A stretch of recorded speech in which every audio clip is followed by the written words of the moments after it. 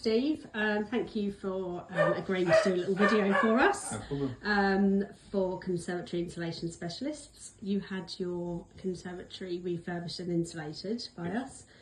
So what was your experience overall with the whole process, would you say? The guys were amazing when they came to fit it. Really impressed. And they weren't here long. Yeah. Very clean when they left. Good. Good. Apart from that, I didn't know they'd been here. Oh wow, okay.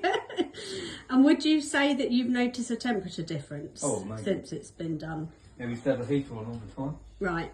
Either the back one or the one in front. Yeah. And sometimes we used to shut it off completely because it was too cold. Yeah. Now this year, this is the first year we've had this. Haven't had the heater on at all. Yeah. And as you can see, the doors are open all the time. Yeah. And it's the same temperature in here as it is in the house. Yeah, well that's what we wanted to achieve, I suppose, so that's worked. Very impressed with it. I was very sceptical. Were you? Yeah, I thought that can't work. But it has. Yeah. Oh, that's really good to hear. And would you recommend us to family and friends? Always. Yeah. Yes, absolutely.